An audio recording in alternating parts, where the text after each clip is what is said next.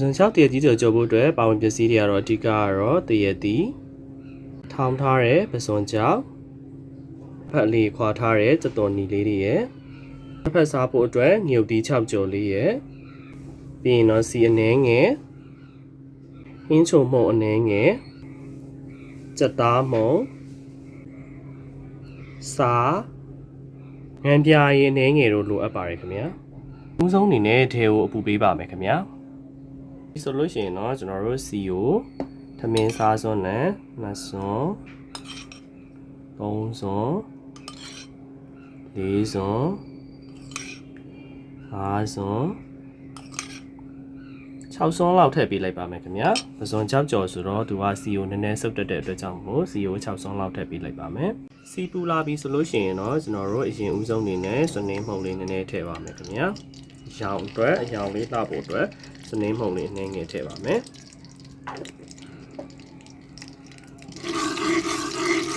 စနေမှုန်လေးထည့်ပြီးသွားပြီဆိုလို့ရှိရင်တော့ကျွန်တော်တို့ဒီစက်တော်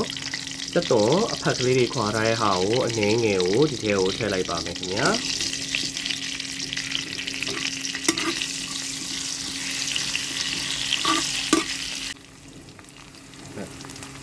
အခုလိုစက်တော်လေးတွေနည်းနည်းနွမ်းစပြုလာပြီဆိုလို့ရှိရင်တော့ကျွန်တော်တို့အတင်းချစ်ထားတဲ့ဒီတရက်သီးလေးတွေကိုထည့်ပြီးတော့ကြော်လိုက်ပါမယ်ခင်ဗျာ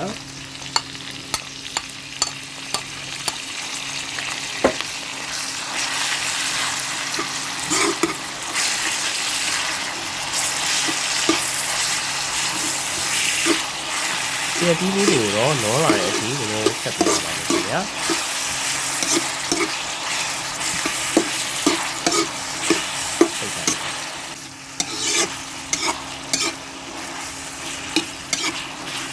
ဒီအသီးလေးတွေလောစားပြုလာပြီဆိုရင်တော့ကျွန်တော်တို့အတင်ဒီထောင်းထားတော့ပစွန်ကြောက်ကလေးတွေကိုထည့်ပါမယ်ခင်ဗျာပစွန်ကြောက်မှုန်လေးထည့်ပါမယ်ဖြစ်ပါတယ်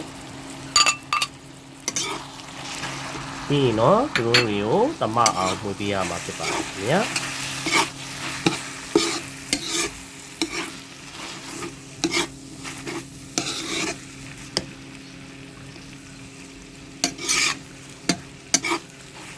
တနေရာနဲ့တနေရာကြော်တဲ့ပုံစံချင်းနည်းစီငယ်စီတော့ကွဲပြားနိုင်ပါတယ်ခင်ဗျာဒါကတော့ကျွန်တော်ရဲ့ကြော်နေကြပုံစံအတိုင်းလေးကိုကြော်ပြတာဖြစ်ပါတယ်ခင်ဗျာဒါရီသမားလို့ပြီးသွားရင်တော့ကျွန်တော်တို့အရသာအနေနဲ့ကျွန်တော်တို့အချိုဟင်းချိုမှုန်လေးအနည်းငယ်ထည့်ပါမယ်ခင်ဗျာပြီးရင်စက်သားမှုန်လေးအနည်းငယ်လေးထည့်ပါမယ်အနည်းငယ်လောက်ပါပဲစက်သားမှုန်ကတော့စားလေးအနည်းငယ်ထည့်ပါမယ်ခင်ဗျာပစွန်ကြောက်ဆိုတော့အငန်တက်လေးနည်းငယ်ပါတဲ့အတွက်ကြောင့်မို့စားကိုတော့အနည်းငယ်လောက်ပဲထည့်ပါမယ်ခင်ဗျာပြီးရင်တော့ကျွန်တော်ကအချိုတက်ကလေးနည်းနည်းလိုချင်တဲ့အတွက်ကြောင့်မို့ကျွန်တော်တကြားလေးနည်းနည်းထည့်လိုက်ပါတယ်ခင်ဗျာပြီးရင်ကျွန်တော်တို့ဒီငန်းပြာရည်လေးလည်းအနည်းငယ်ထည့်လိုက်ပါမယ်ခင်ဗျာအများကြီးတော့ထည့်ကြမလို့ပါဘူးเนาะပြီးရင်တော့သမအောင်မှုပေးရပါဖြစ်ပါတယ်ခင်ဗျာ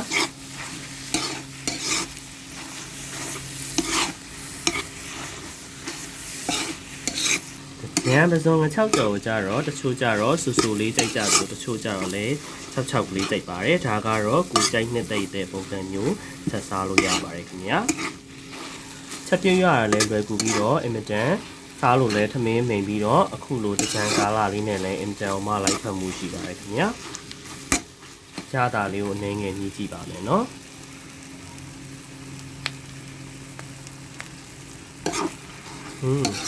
ရန်ကောင်းတယ်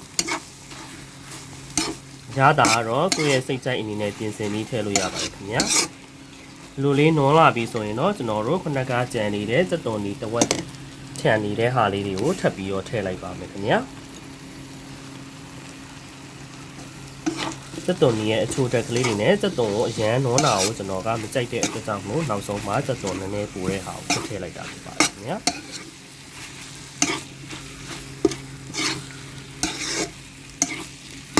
အခုဆိုရင်တော့ဒီနည်းနည်း